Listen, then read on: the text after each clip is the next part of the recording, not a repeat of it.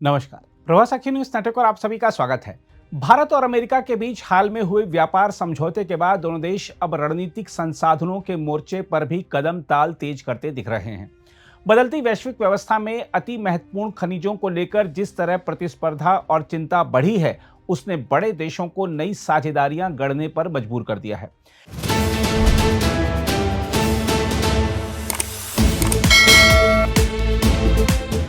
ऐसे समय में भारत की सक्रिय भागीदारी यह संकेत दे रही है कि वह भविष्य की प्रौद्योगिकी, ऊर्जा और औद्योगिक ढांचे से जुड़े संसाधनों की दौड़ में पीछे नहीं रहना चाहता, बल्कि नियम बनाने वालों में शामिल होना चाहता है। हम आपको बता दें कि अति महत्वपूर्ण खनिजों पर दुनिया भर में तेज होती खींचतान के बीच भारत ने साफ संकेत दे दिया है कि वह अब इस खेल का सक्रिय खिलाड़ी बनेगा।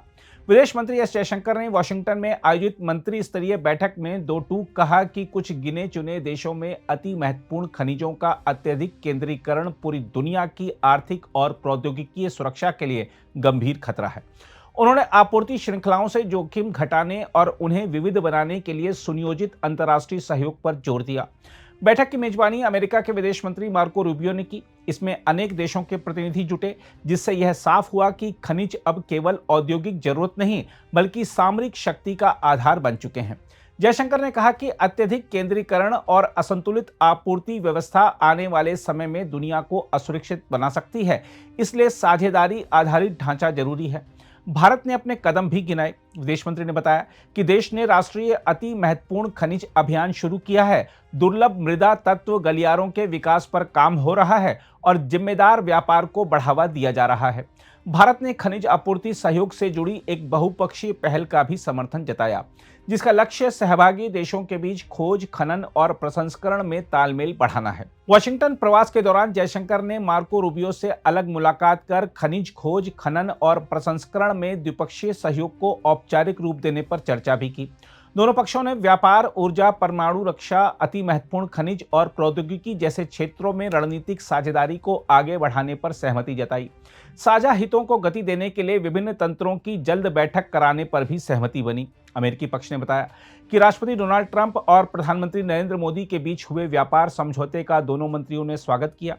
इस समझौते के तहत पारस्परिक शुल्क में कमी का रास्ता खुला है, जिससे व्यापारिक माहौल को बल मिलने की उम्मीद है। दोनों नेताओं ने इस बात पर जोर दिया कि लोकतांत्रिक देश मिलकर नई आर्थिक संभावनाएं खोल सकते हैं और ऊर्जा सुरक्षा को मजबूत कर सकते हैं।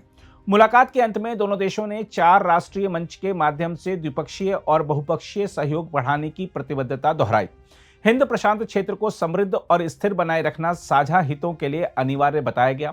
जयशंकर ने Canada, Singapore, Netherlands, Italy, Malaysia, Bahrain, Mongolia, Poland, Romania, Israel और उज्बेकिस्तान के अपने समकक्षों से भी बातचीत की, जिससे साफ है कि भारत खनिज कूटनीति को बहुआयामी दिशा दे रहा है।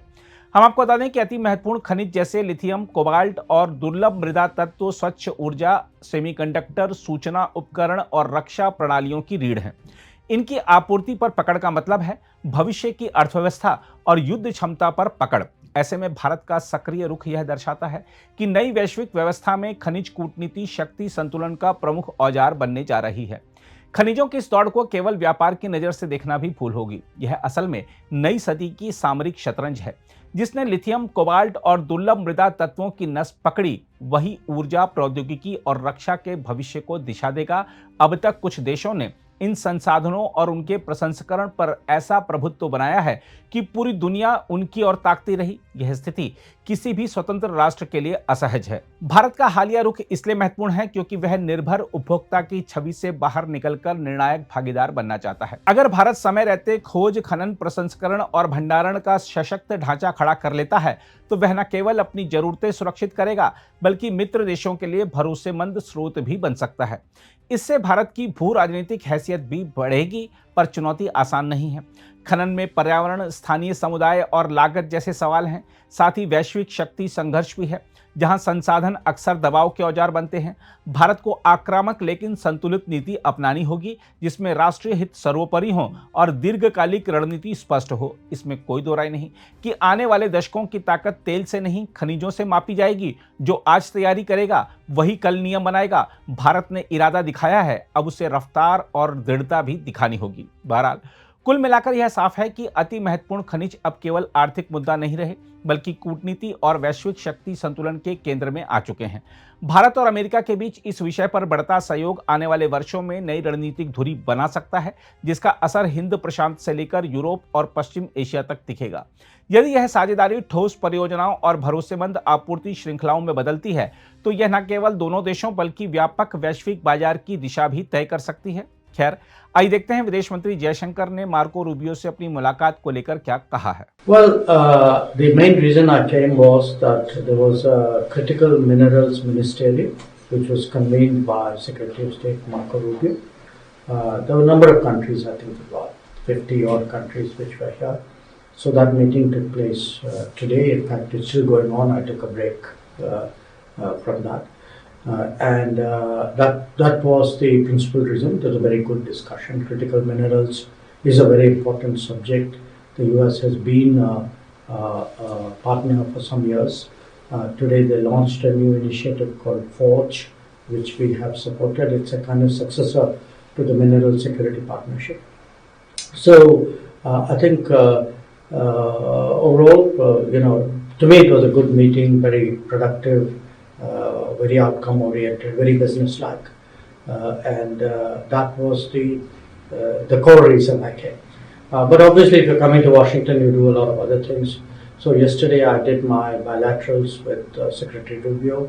I also had a meeting with the Treasury Secretary, Scott Bessent.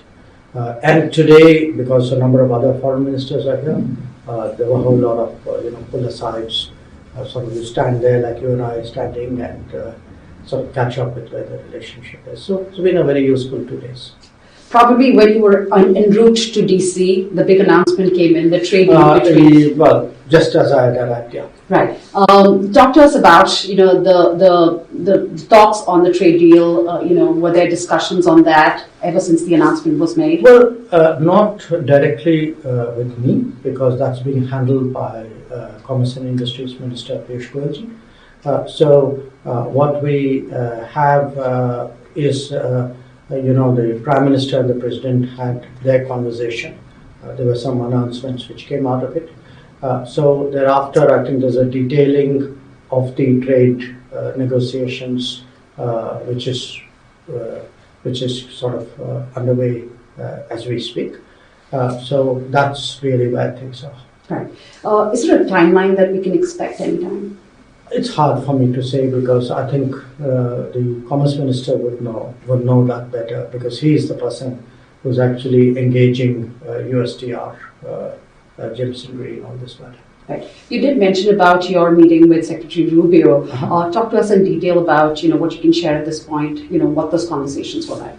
Well, we did yesterday a fairly detailed review of our bilateral cooperation. So it's natural when foreign ministers meet that you discuss what's the diplomatic agenda. Also the calendar, what do we expect each one of us to do this year together. So a lot of our discussion was devoted to that, the bilateral side. But again, foreign ministers meet, we talk our business, it's Indo-Pacific, it was what was happening in West Asia, Middle East, Gaza, etc., Ukraine conflict. So there was a kind of a global review, also what was happening in the Western Hemisphere. So in a sense, we discussed the world, we discussed our relationship, and it was a very open, sort of forthcoming conversation. It normally is. अगर आप भी लेना चाहते हैं देश दुनिया की तमाम जानकारी तो आज ही सब्सक्राइब करें हमारे चैनल को।